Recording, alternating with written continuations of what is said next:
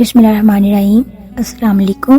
آج میں اس ویڈیو میں آپ کے ساتھ اللہ تعالیٰ نے اس دنیا میں حضرت آدم علیہ السلام سے لے کر حضرت محمد صلی اللہ علیہ وآلہ وسلم تک جتنے بھی انبیاء اور رسولوں کو اس دنیا میں بھیجا ہے ان سب کا ذکر کروں گی، ان سب کا ذکر جن کا ذکر قرآن پاک میں اللہ تعالیٰ نے خود فرمایا ہے اور جن کے واقعات کو بیان کیا گیا ہے۔ تو ہم شروع کرتے ہیں۔ حضرت لوط علیہ السلام۔ حضرت ابراہیم علیہ السلام کے زمانے ہی میں ایک بستی میں اللہ پاک نے حضرت لوط علیہ السلام کو اپنا پیغمبر بنا کر بھیجا۔ حضرت لوط علیہ السلام کی قوم کے لوگ بڑی بے شرمی کا کام کرتے تھے، چوری، ڈاکہ زنی وغیرہ۔ حضرت لوط علیہ السلام نے بار بار سمجھایا کہ تم ایسی بے شرمی کے کام کیوں کرتے ہو جو تم سے پہلے دنیا میں کسی نے نہیں کیے۔ تم عورتوں کو چھوڑ کر لڑکوں سے بے شرمی کی بات کرتے ہو۔ ان کی قوم والوں کو اور کوئی جواب نہیں آیا تو کہنے لگے کہ لوط اور اس کے گھر والوں کو اپنے گاؤں سے نکال دو، یہ بہت پاک بنتے ہیں۔ حضرت لوط علیہ السلام نے پھر سمجھایا کہ دیکھو، جو کچھ میں کہتا ہوں تمہاری ہی بھلائی کے لیے کہتا ہوں۔ میں تم سے یہ نہیں کہتا کہ جو کچھ میں تم کو نصیحت کرتا ہوں اس کے بدلے میں تم سے کوئی پیسے یا مزدوری مانگتا ہوں، بلکہ اس کا بدلہ تو مجھے اللہ تعالیٰ دیں گے۔ حضرت لوط علیہ السلام کی نصیحت کا ان پر کوئی اثر نہ ہوا اور کہنے لگے کہ جس عذاب سے تو ہم کو ڈراتا ہے، اگر تو سچا ہے تو ایک دن اس عذاب کو ہم پر لے آ۔ اور پھر ایسا ہوا کہ اللہ تعالیٰ کا غضب جوش میں آ گیا۔ اللہ نے فرشتوں کو خوبصورت لڑکوں کی شکل میں حضرت لوط علیہ السلام کے مکان پر بھیجا۔ حضرت لوط علیہ السلام نے جب لڑکوں کو دیکھا تو بہت غمگین ہوئے کہ یہ لڑکے میرے مہمان ہیں اور میری قوم کے لوگ ان کو پریشان کریں گے۔ کہنے لگے آج کا دن میری مشکل کا دن ہے۔ حضرت لوط علیہ السلام کی قوم کے لوگوں نے خوبصورت لڑکوں کو ان کے گھر پر دیکھا تو دوڑتے ہوئے آئے، کیونکہ یہ لوگ پہلے ہی سے برے کام کرنے کے عادی تھے۔ حضرت لوط علیہ السلام نے ان سے کہا کہ اے میری قوم، خدا سے ڈرو اور میرے مہمانوں کے بارے میں میری عزت خراب نہ کرو۔ تم میری لڑکیوں سے شادی کر لو، کیا تم میں سے کوئی بھی اچھا انسان نہیں ہے؟ وہ بولے کہ تم کو معلوم ہے کہ تمہاری بیٹیوں کی ہم کو ضرورت نہیں ہے، ہم جو کچھ بھی چاہتے ہیں وہ تم کو معلوم ہے۔ حضرت لوط علیہ السلام نے کہا کاش مجھ میں تمہارے مقابلے کی طاقت ہوتی یا میں کسی مضبوط قلعے میں ہوتا۔ فرشتے جو خوبصورت لڑکوں کی شکل میں آئے تھے انہوں نے حضرت لوط علیہ السلام کو اتنا غمگین دیکھا تو کہا اے لوط علیہ السلام، ہم تمہارے رب کی طرف سے بھیجے ہوئے فرشتے ہیں، یہ لوگ آپ تک ہرگز نہیں پہنچ سکتے۔ آپ رات کے اندھیرے میں اپنے گھر والوں کو لے کر اس بستی سے چل دیے اور کوئی شخص پیچھے مڑ کر نہ دیکھے مگر اپنی بیوی کو چھوڑ دینا، کیونکہ وہ کافر ہے اور جو آفت اس بستی پر آنے والی ہے وہ اس پر بھی پڑے گی۔ اس بستی پر صبح کے قریب اللہ کا عذاب ہوگا۔ حضرت لوط علیہ السلام خدا کے حکم کے مطابق جب اپنی بیوی کو چھوڑ کر اپنے گھر والوں کو لے کر رات بھی اس بستی سے چل پڑے۔ صبح کے قریب اللہ تعالیٰ کا عذاب آیا اور اس بستی پر پتھر اور کنکروں کی بارش شروع ہو گئی۔ آپ کی بیوی بھی آپ کے پیچھے آئی تھی، لیکن کیونکہ وہ کافر تھی اسی لیے وہ رستے سے ہی واپس مڑ گئی اور پتھر کی شکل میں تبدیل ہو گئی۔ پھر اس بستی کو اٹھا کر اللہ تعالیٰ نے الٹا کر دیا اور اسے اوپر سے نیچے تک کر دیا۔ وہ بستی جس کے لوگ لڑکوں سے بے شرمی کی بات کرتے تھے اور حضرت لوط کے منع کرنے سے بھی نہ مانے، سب فنا ہو گئے۔ اس دنیا کی خرابی اور دوزخ کا عذاب اللہ تعالیٰ کے یہاں جا کر ملے گا۔ اللہ تعالیٰ ہم سب کو ایسی بے شرمی کی باتوں سے محفوظ رکھے جس کی وجہ سے اس قدر سخت عذاب آیا کہ زمین کو بلند کر کر پلٹا دیا گیا۔ حضرت یوسف علیہ السلام۔ حضرت یوسف علیہ السلام حضرت یعقوب علیہ السلام کے چھوٹے بیٹے تھے اور یعقوب علیہ السلام حضرت ابراہیم علیہ السلام کے پوتے تھے۔ اس طرح حضرت یوسف علیہ السلام حضرت ابراہیم علیہ السلام کے پرپوتے ہوئے۔ حضرت یعقوب علیہ السلام کے 12 بیٹے تھے اور حضرت یوسف سب سے چھوٹے تھے۔ بہت خوبصورت تھے، باپ ان کو بہت چاہتے تھے۔ حضرت یوسف علیہ السلام نے ایک خواب دیکھا کہ 11 ستارے اور چاند اور سورج مجھے سجدہ کر رہے ہیں۔ انہوں نے یہ خواب اپنے باپ کو بتایا۔ باپ نے حضرت یوسف علیہ السلام کو منع کر دیا کہ یہ خواب اپنے سوتیلے بھائیوں کو مت بتانا۔ حضرت یوسف علیہ السلام کے سوتیلے بھائیوں نے مل کر مشورہ کیا کہ ہمارا باپ یوسف علیہ السلام کو بہت چاہتا ہے اور ہم کو اتنا نہیں چاہتا، اسی لیے ہم یوسف کو جان سے مار دیں گے۔ لیکن ان میں سے ایک نے کہا کہ جان سے مت مارو، بلکہ یوسف کو ایسے کنویں میں پھینک دو جس میں پانی نہ ہو۔ سب نے مل کر یہ بات طے کر لی۔ یہ سب بھائی اپنے باپ کے پاس آئے اور کہا کہ آپ یوسف علیہ السلام کو ہمارے ساتھ کھیلنے کے لیے بھیج دیں۔ ان کے باپ حضرت یعقوب علیہ السلام نے کہا مجھے ڈر ہے کہیں تم کھیل میں لگ جاؤ اور کوئی بھیڑیا یا جنگل میں آئے اور اس کو کھا جائے۔ بھائیوں نے کہا ہم ایک طاقتور جماعت ہیں، ایسا کیسے ہو سکتا ہے؟ آخر باپ نے حضرت یوسف علیہ السلام کو بھائیوں کے ساتھ بھیج دیا۔ بھائیوں نے ان کو ساتھ لے جا کر ایک اندھیرے کنویں میں پھینک دیا اور رات کو روتے ہوئے گھر واپس آئے اور کہا ابا جان ہم آپس میں کھیل رہے تھے کہ یوسف ہمارے سامان پر بیٹھا تھا اور ایک بھیڑیا آیا اور اس کو کھا گیا۔ ثبوت کے طور پر ایک کرتا ہون لگا کر باپ کو دکھایا۔ بوڑھے باپ نے کیا کرتے صبر کیا، خاموش ہو گئے، لیکن بیٹے کی جدائی میں دن رات روتے رہے۔ جس کنویں میں حضرت یوسف علیہ السلام کو پھینکا تھا اس کے قریب ہی ایک قافلہ آ کے رکا اور انہوں نے پانی نکالنے کے لیے ڈول کنویں میں ڈالا۔ دیکھا کہ ایک خوبصورت لڑکا کنویں میں ہے، ان کو باہر نکال لیا، اور جب قافلہ مصر پہنچا تو وہاں کے مصر کے بادشاہ نے ان قافلے والوں کو تھوڑی رقم دے کر یوسف علیہ السلام کو خرید لیا اور اپنی بیوی زلیخا سے کہا کہ اس کو پالو، ہو سکتا ہے ہم اس کو اپنا بیٹا بنا لیں۔ حضرت یوسف علیہ السلام جوان ہو گئے تو ان کی خوبصورتی اور عقل مندی اور زیادہ بڑھ گئی۔ زلیخا عزیز مصر کی بیوی ان پر فدا ہو گئی اور ان کو اپنے نفس کی جانب پھسلانے لگی۔ ایک روز اس نے کمرے کے سارے دروازے بند کر دیے اور حضرت یوسف علیہ السلام کو اندر بلا لیا۔ حضرت یوسف علیہ السلام نے جب یہ حالت دیکھی تو خدا سے پناہ مانگی اور دروازے کی طرف بھاگے۔ زلیخا نے پیچھے سے آپ کی قمیض پکڑ لی جس سے آپ کی قمیض پھٹ گئی۔ اس وقت عزیز مصر یعنی زلیخا کا شوہر بھی دروازے پر آ گیا۔ زلیخا نے الٹا الزام حضرت یوسف علیہ السلام پر لگایا اور اپنے شوہر سے کہا کہ یہ شخص تیری بیوی کی بے آبروئی کرنا چاہتا تھا، جس کی سزا اس کو ملنی چاہیے۔ حضرت یوسف علیہ السلام نے کہا میں بے گناہ ہوں، بلکہ یہ عورت مجھے پھسلانے کی کوشش کر رہی تھی، مگر میرے خدا نے مجھ کو بچا لیا۔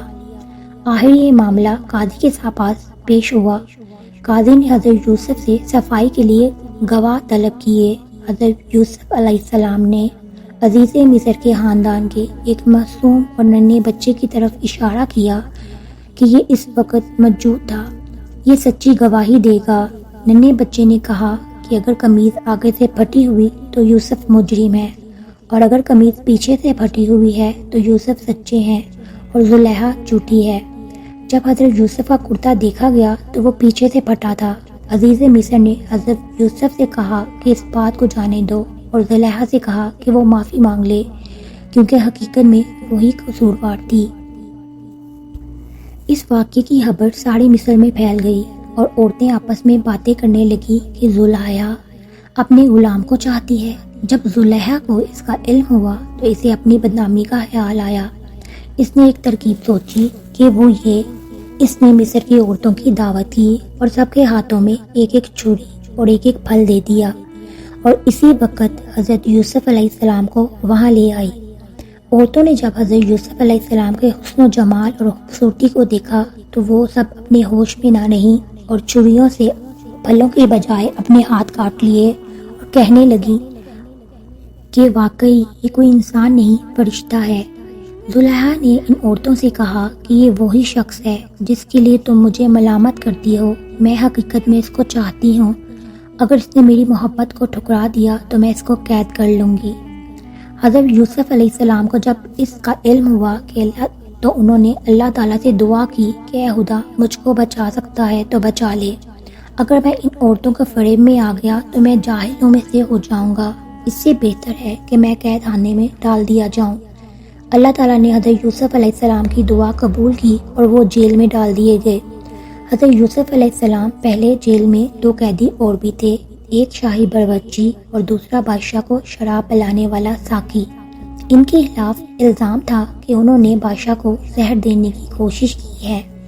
حضرت یوسف علیہ السلام جیل میں قیدیوں کو اللہ تعالیٰ کی باتیں بتاتے رہتے تھے اور خدا کا پیغام پہنچاتے رہے۔ ایک دن یہ دونوں قیدی حضرت یوسف علیہ السلام کے پاس آئے اور انہوں نے کہا کہ ہم نے ایک عجیب خواب دیکھا ہے۔ ساقی نے کہا کہ میں نے دیکھا ہے کہ بادشاہ کو انگور کی شراب پلا رہا ہوں، اور باورچی نے کہا کہ میں نے دیکھا ہے کہ میرے سر پر روٹیاں ہیں اور پرندے ان کو نوچ نوچ کر کھا رہے ہیں۔ یہ خواب بیان کرنے کے بعد انہوں نے حضرت یوسف علیہ السلام سے اس کی تعبیر پوچھی۔ حضرت یوسف علیہ السلام نے بتایا کہ ساقی تو جیل سے چھوٹ جائے گا اور پھر بادشاہ کی ملازمت میں جا کر اس کو شراب پلائے گا، اور باورچی کو سولی پر چڑھا دیا جائے گا اور اس کی لاش کو جانور نوچ نوچ کر کھائیں گے۔ اور ایسا ہی ہوا۔ اللہ تعالیٰ نے ساقی کو رہا کرا دیا اور باورچی کو سولی ہو گئی۔ حضرت یوسف علیہ السلام ان کے بعد بھی کئی سالوں تک جیل میں رہے، لیکن ان کو ان کی رہائی کا خیال نہ آیا۔ اتفاقاً ایک مرتبہ مصر کے بادشاہ نے خواب دیکھا کہ 7 دبلی گائیں 7 موٹی گاؤں کو کھا رہی ہیں، اور 7 ہری اور 7 سوکھی ہوئی بالیاں دیکھی۔ بادشاہ نے اپنے درباریوں سے اس کی تعبیر پوچھی، مگر کوئی بھی صحیح جواب نہ دے سکا۔ اس موقع پر ساقی کو یاد آیا کہ اس نے ایک بار اپنا خواب حضرت یوسف علیہ السلام سے پوچھا تھا اور آپ کا جواب بالکل ٹھیک تھا۔ تو اسے جیل میں ایک شخص ہے جو خواب کی تعبیر بتاتا ہے، اس نے بادشاہ سے یہ کہا۔ بادشاہ سے جس عزیز مصر جسے کہتے تھے اجازت لے کر وہ جیل گیا اور حضرت یوسف سے سارا واقعہ بیان کیا۔ حضرت یوسف نے فرمایا کہ اس خواب کی تعبیر تو یہ ہے کہ 7 سال ملک میں خوب غلہ پیدا ہوگا اور 7 سال سخت قحط پڑے گا، اور پھر 1 سال آئے گا جس میں خوب بارش ہوگی اور غلہ ہوگا۔ جب اس شخص نے بادشاہ کو جا کر یہ خبر سنائی تو اس نے کہا کہ یوسف علیہ السلام کو بلایا جائے، اور وہ جب دوبارہ حضرت یوسف کے پاس گیا اور بادشاہ کا پیغام سنایا تو آپ نے فرمایا، ان عورتوں کا کیا حال ہے جنہوں نے اپنے ہاتھ کاٹ لیے تھے؟ بے شک میرا رب ان کے مکر و فریب سے واقف ہے۔ بادشاہ نے ان عورتوں کو بلا کر پوچھا کہ انہوں نے کہا، ہم نے حضرت یوسف علیہ السلام میں کوئی برائی نہیں دیکھی۔ یہ دیکھ کر زلیخا بھی بولی کہ اب جبکہ حق ظاہر ہو گیا ہے، سچ بات یہ ہے کہ میں نے ہی یوسف کو ارگلایا تھا اور وہ بالکل سچا تھا۔ حضرت یوسف علیہ السلام کو جب جیل سے رہا کیا گیا تو بادشاہ نے حکم دیا کہ یوسف کو عزت کے ساتھ بلایا جائے، میں شاہی خدمت ان کے سپرد کروں گا۔ حضرت یوسف علیہ السلام آئے اور بادشاہ سے بات چیت کی۔ حضرت یوسف علیہ السلام نے کہا کہ مجھ کو شاہی خزانے کا وزیر مقرر کر دیا جائے، میں اس کی بہتر حفاظت کروں گا۔ بادشاہ نے منظور کیا اور انہیں شاہی خزانے کا وزیر مقرر کر دیا گیا۔ آخر کار وہ قحط کا زمانہ آ گیا جس کا بادشاہ نے خواب دیکھا تھا، اور اس کا اثر بھی ہونے لگا۔ جہاں حضرت یوسف کے والد اور بھائی رہتے تھے وہاں بھی قحط آ گیا۔